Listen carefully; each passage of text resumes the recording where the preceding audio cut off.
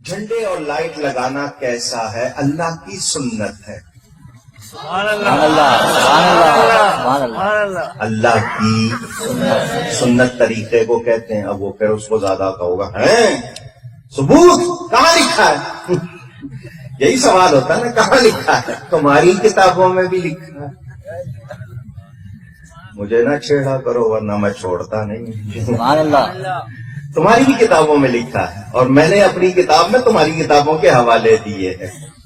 دھارمی صاحب نے جگہ جگہ لکھا ہے.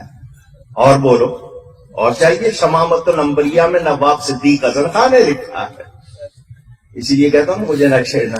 اب کہو گے جی آپ، میں نے کہا اللہ کی سنت، تو یہ بات سن لیں. حضور صلی اللہ علیہ وسلم کی والدہ ماجدہ فرماتی ہے جب حضور کی ولادت کا وقت آیا میں نے 3 چیزیں دیکھی. فرماتی آسمان کے تمام ستارے سمٹ کر میرے گھر کی چھت پر جمع ہو گئے. جھکے، مجھے لگتا تھا ابھی گر پڑیں گے. رب نے چراغاں کیا یا نہیں؟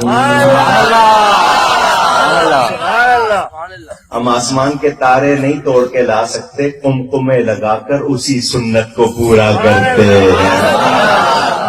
فرماتی ہیں آسمان سے فرشتے 3 جھنڈے لائے. ایک کعبے کی چھت پہ لگایا، ایک مشرق میں لگایا، ایک مغرب میں. جھنڈے لگانا اللہ کی سنت ہے. ہم اتنے ویسے جھنڈے نہیں لا سکتے. ہم جب بھی جھنڈے ہمیں ملتے ہیں لگا کے اسی سنت کو پورا کرتے ہیں. آ گئی سمجھ میں؟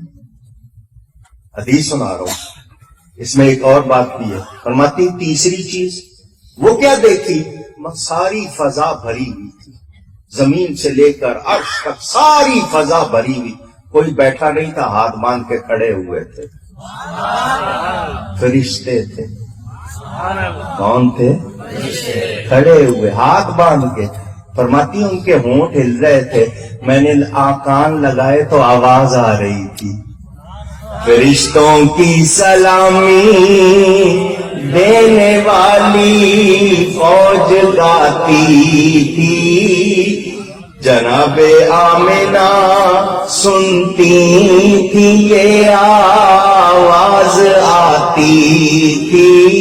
یا نبی سلام علیکہ، یا رسول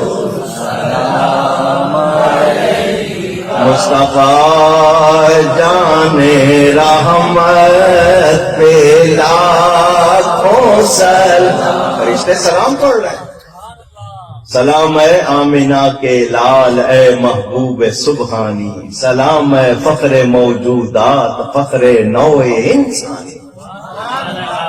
ہاتھ باندھ کے کھڑے ہو کر سلام پڑھنا یہ بھی اللہ کی سنت ہے. آپ کہیں گے یہ کام فرشتوں نے کیے. آپ کہہ رہے ہیں اللہ کی سنت تو قرآن کہہ رہا ہے، فرشتے وہی کرتے ہیں جس کا ان کو حکم دیا جاتا ہے.